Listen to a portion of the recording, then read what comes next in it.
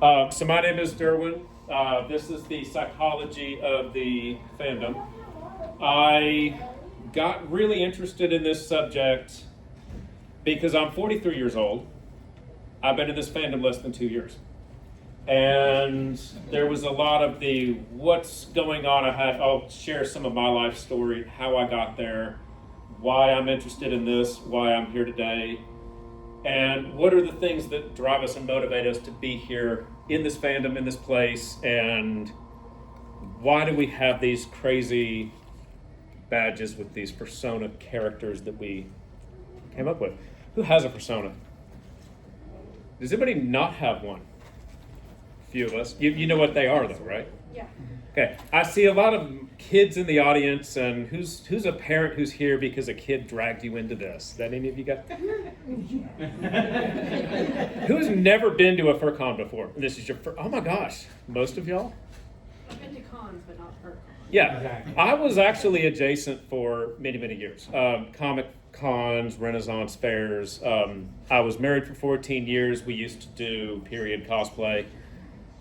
This is a new journey for me.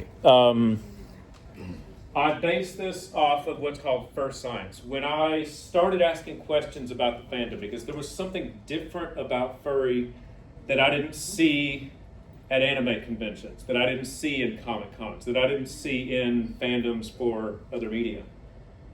And I started asking questions to some friends, and hey, you're into the furry stuff. Tell me a little bit about this. And they pointed me to this thing, which came out in 2023, right about the time I was curious about asking some questions. It's a really neat publication. I'll pull data and some tables and things from it.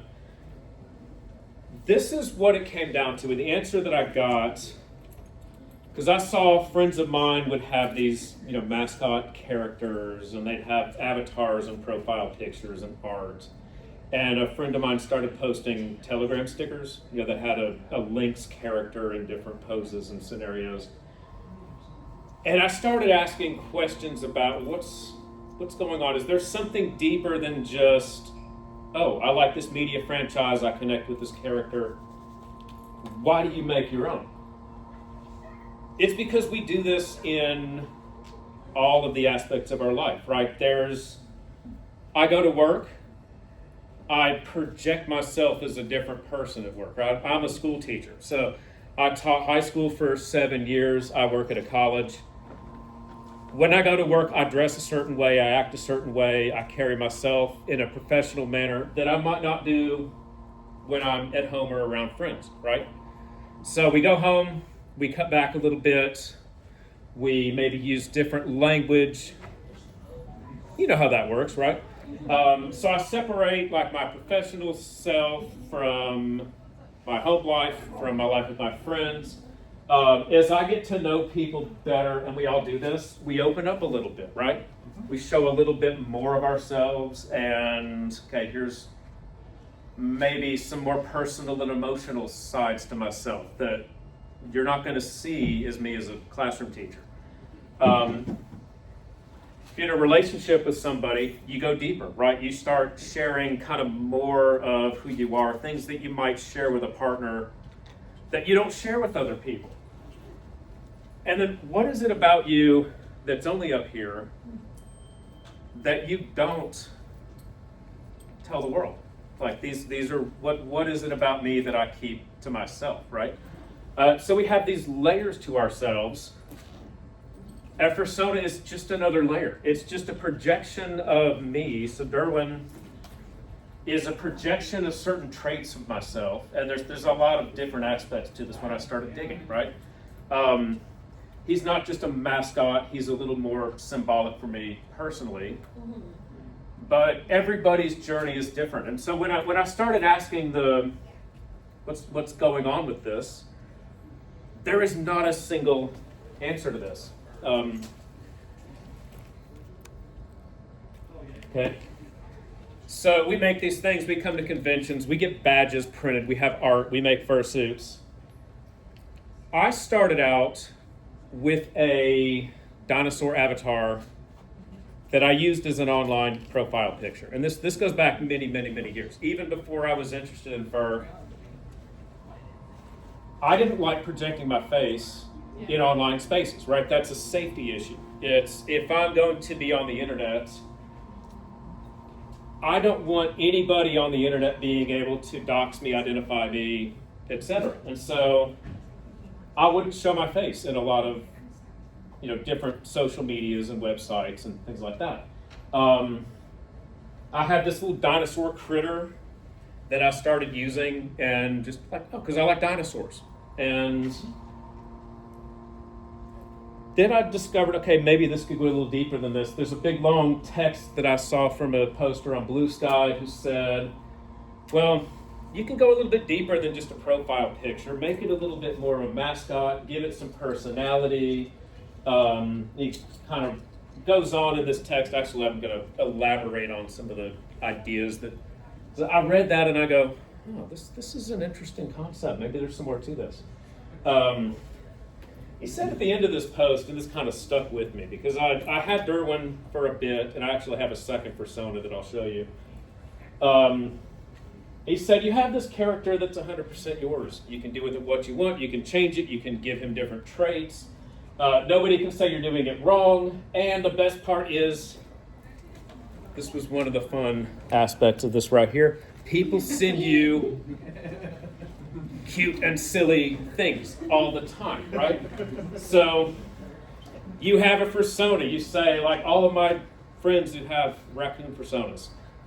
Y'all remember this meme? Yeah? Anybody have a raccoon as an OC? How many times did you get sent this?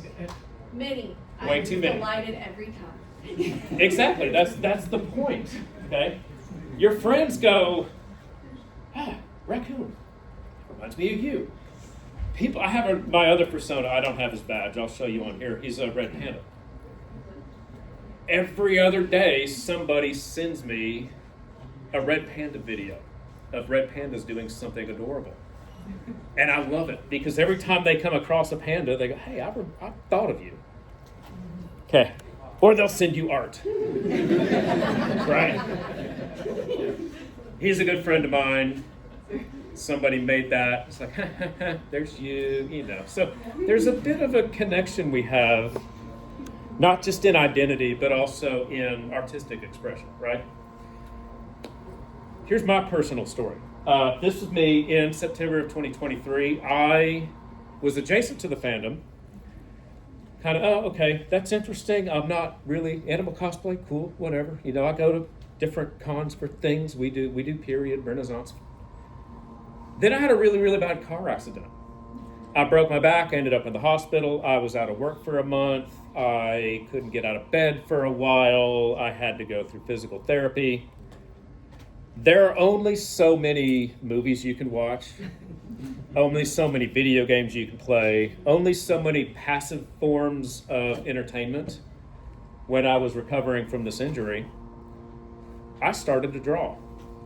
I picked up a pencil, I grabbed a sketchbook, I drew this funny lizard dinosaur character because I just wanted to learn art. So I was, drawing the typical, perspective stuff and landscapes and animals and scenes and all of those things that people do when you're just learning how to draw. Then I picked up anthro cartoons as I can learn how to simplify my art, how to draw expressions. I drew this one early 2024, a few months into that kind of post-accident recovery period, and developed this character, named him Derwin, and was like, I can draw different animals doing things that I can't do. I love to go. I'm actually going to help with the mountaineering rock sports panel on Sunday because I love backpacking and climbing and mountaineering and all these different things I was physically unable to do. I could draw a cartoon character doing. Eventually, I started asking questions about furry stuff because I found some different websites to learn how to draw. How do you learn how to draw cartoon animals? You start Googling things. You find Fur Affinity. You find other websites that there sure is a lot of furry art of these cartoon animals. And it was really, really interesting to me. So my art's getting a little better. I'm modifying this character. I start using him online because I start drawing art that I actually am like, that's not too bad. And then I start using that as an online personality. And I replace all my profile pictures with that version of Derwin right there. That's the last one of this that I drew. Then I started connecting with other artists and started communicating with other people. And hey, like I have questions, and I started commissioning artists to draw him and refine him and come up with a better character. Okay, he got about here in March of last year. This is my current ref sheet right here. See, what I had done is create a persona, live vicariously through it, express myself through it. I didn't know what I was doing until one day somebody said, it's like a fursona. I went, what's that mean? What's a fursona? There's a lot to that answer, actually. This is Scout. He's my red panda. He's the second one. I'll get to how I switch back and forth between these two. That's a different thing that I'll expand on here in a minute. So what I had done is create an online personality mascot that I could use to live vicariously through, that people could identify me as on the internet, that avoided using my own face and likeness.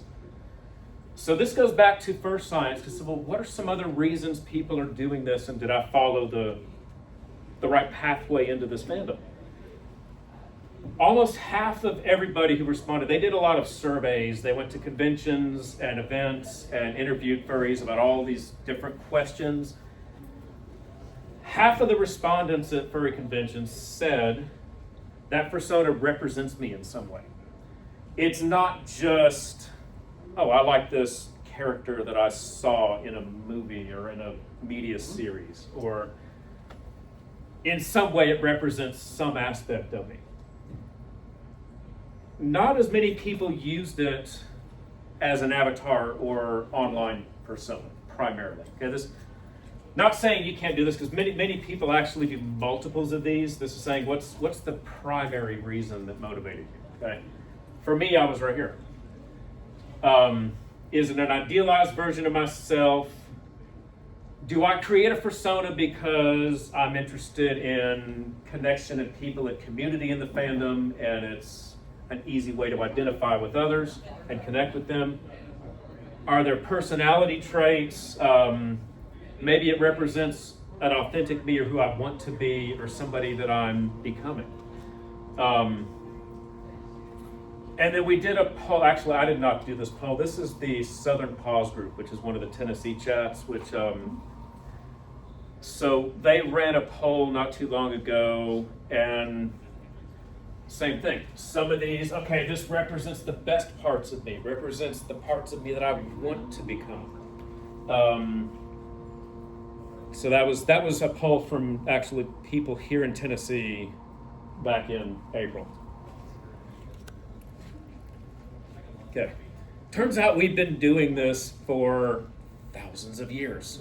Okay, this is not a new phenomenon. People say, when did the furry fandom begin? And you look back at the history, say, what about the 80s, 90s when people started communicating? But you say, no, it goes back before that. Let's go all the way back to Egypt, where people were using anthropomorphic characters to represent sort of different aspects of their culture and their religion, right? And then we use things like mascots for sports, for example. The first convention that I went to had several people who were actually, like, they, as their job was sports mascot for different teams. And they came to a Furcon because we have fursuit makers, and they were learning how to, perform and act that character out and kind of pick up some tricks and build some connections with people with, let's say I want to get that suit repaired. Who would repair a big mascot costume for a football team? Find you a fursuit maker. Okay? It will come out many, many, many times. You've seen some very awful mascots and gone, my fursuit's better than that, right? For others, it's like a brand, a logo. He's a representation of me. Derwin has kind of become a brand for me. And as I'm getting to know people, more and more people recognize this, and I kind of made like a little logo for him that I have keychains in the photo booth if you want one that have this logo, because in a way he's kind of become a brand that represents me and represents how I interact. Can it tell you about that person?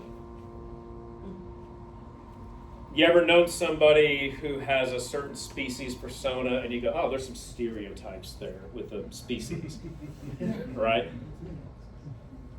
Yeah. You ever have anybody, oh, you're a whatever species, you're a lynx, you're a panda, you're a raccoon, you must want to steal my thing. How closely does the choice of species or persona represent or project you? Okay. So sometimes these could be completely untethered to who you are, and it's kind of an alternate mindset, alternate identity, alternate person.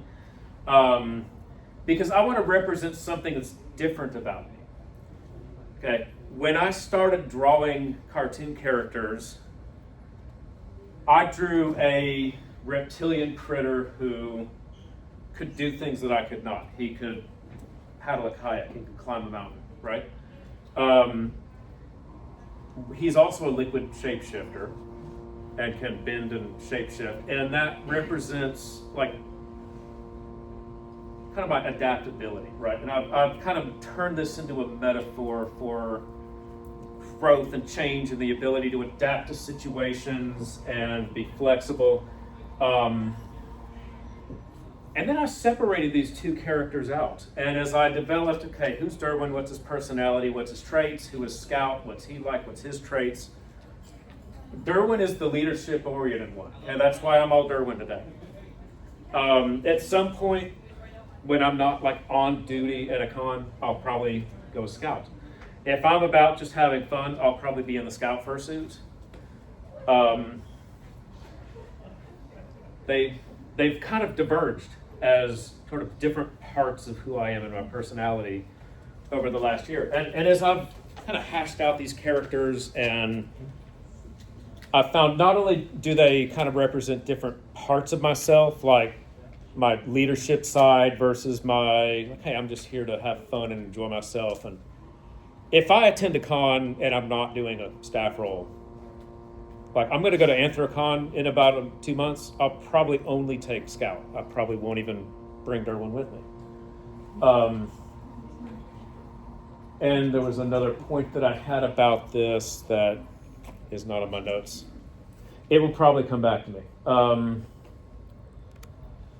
Okay, this might be a bit triggering. Sorry, I should have given you that warning first. I have met people who have said that Fursonas are a way to deal with past trauma, past hurts, things that I'm working through. And I actually talked to somebody who would draw their Fursona as a therapy means, who said, in their case, it was a childhood trauma, but I've talked to a couple others who deal with gender dysphoria, transitioning, depression and anxiety, looking to something for comfort that I can project emotions onto. And so for multiple people, there's kind of a therapeutic aspect to this. Somebody was quoted saying, my persona was how I worked through my feelings on my transition. He changed before I did. There was somebody who gave a panel at FWA on a similar topic to this, that they didn't know how to go through a transition. They used that persona. They said, okay, this is a trans persona, and he's going to be the female to male, and I'm going to explore that a little bit. And then when they were comfortable with that as a character, they were able to more comfortably go through that transition themselves and use that as a bridge to help them along that journey. Ah, there's Scout. Okay. This was one of the first mountains I was able to climb after I healed and was able to get back out. And this is a mountain in New Hampshire. Fursonas could be your ideal self. You say, if there's things about myself that I want to change, that I don't like about me, okay, he's me without, let's say, mental disorders, feelings, intentions, trauma, backstory, things that affect us. You can act out certain characteristics through a character and then project those back onto yourself.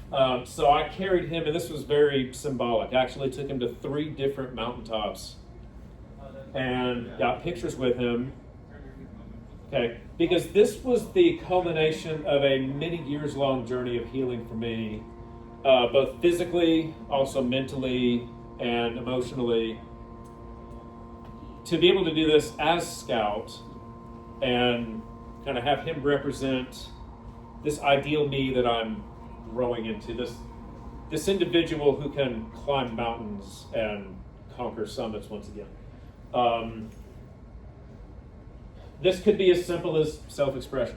I've known many people who come to conventions and say, I can put on a fursuit and a tail, or even just wear ears and a mask and a tail, and be a little bit more myself and be free from judgment and feel a little bit more of myself as an individual without feeling kind of the social pressure to conform to something that I'm not as comfortable with. And that's a very big phenomenon at a lot of fur cons. You know what the PCD, the post-con depression is?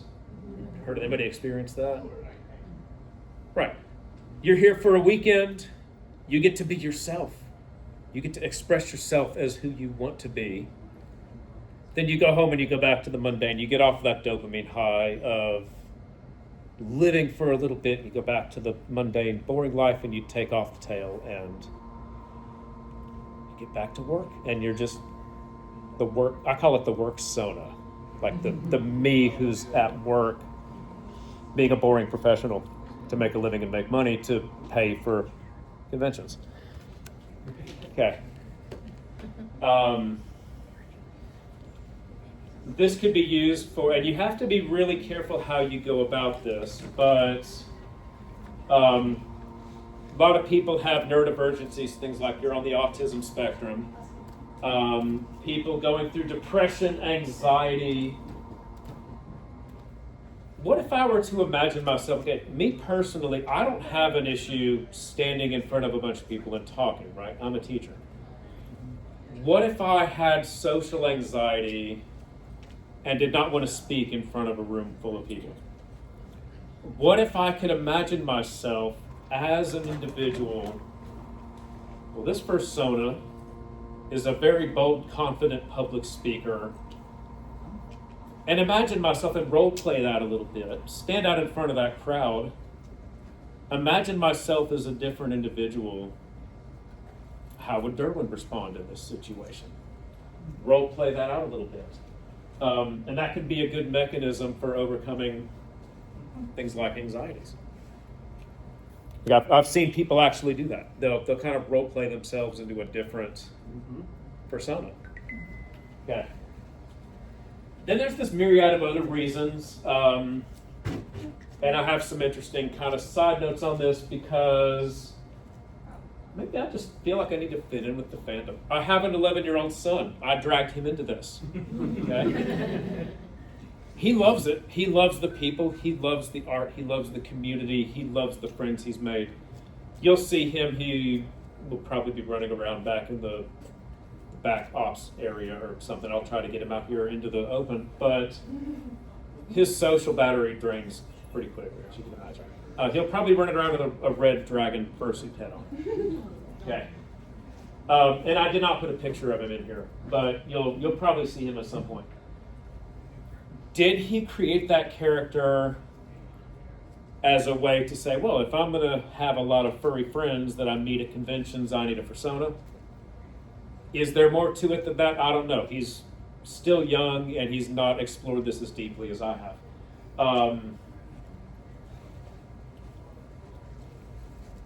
Let's see. I won't get into the whole thing on, like, a lot of people with disabilities can use personas or can project, like, I had a friend who waited until he needed prescription lenses. He said, I will not put glasses on my fursuit head until I need glasses. And then he goes to the optometrist, and the optometrist says, you probably should get glasses. Yes, now I can represent my loss of eyesight with age in my fursona. But he didn't want to do that until he himself needed those lenses. The whole choice of species thing, I found really, really interesting because Derwin is a dinosaur lizard because I like dinosaurs and reptiles. And it's just kind of this thing since childhood that dinosaurs are cool, right? Maybe there's more to this. Did you choose a species because you identify with traits that species has? I got into the fandom, I started going to conventions. I saw these different species, I saw different fursuits, I saw colors and patterns and got ideas. Scout was born. So Derwin came along about a year before I entered the fandom. Scout about, 5 to 8 months after I started learning what this was all about. Okay, some of this was influenced by I liked dinosaurs as a kid, right? Maybe you just like the species because it's cute. Red pandas are freaking adorable, right? Maybe it represents me, okay? You'll see my red panda come out. I get very ADHD, high energy. You can probably see it a lot. Like when I'm in suit in Scout, I'm very, very animated.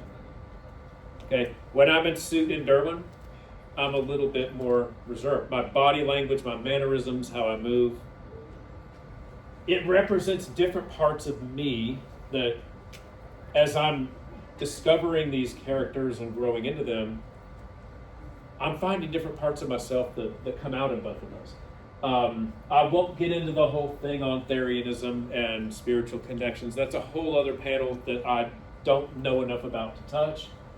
But there are respondents who say, hey, I feel some connection that's more than just physical, that there's something else to it. And there's protogens. Who made a protogen OC just because protogens were cool? Right? Every middle schooler ever who discovers the fandom has a protogen at some point, right? Because we love the way they look, and the design is cool, and the faces are so expressive, right? And they have this whole side tangent when they're doing in the first science chapter where they say, are people doing that because they just saw this really cool character design and went, protogens and synths are like really, really neat looking, and I want one? Okay. Bottom line is it's your character. You can develop more of them. You can have multiple. I have 2. I know people who have 30. You get to decide what it looks like, what its traits are, its backstory. Some people like making lore. I do a lot of stuff with people who write characters for D&D campaigns. Right? Maybe you have lore. I have a friend who showed me a binder, pages upon pages of lore and backstory for a character they had made. Anybody done this? Yeah. And eventually connected with that character, said, I'm going to turn this into more than just a character for campaigns. I'm going to use it as a persona. The nice thing is, unlike characters from popular media, you get to decide what happens to them. Have we ever, I like this show, I like this character, I connect with them in season 1, and then they have a character arc change in season 2, and you go, oh, you writers, I liked them, what did you do to them? You ruined the character. But we have some, we relate to them in some way, and now they've let us down.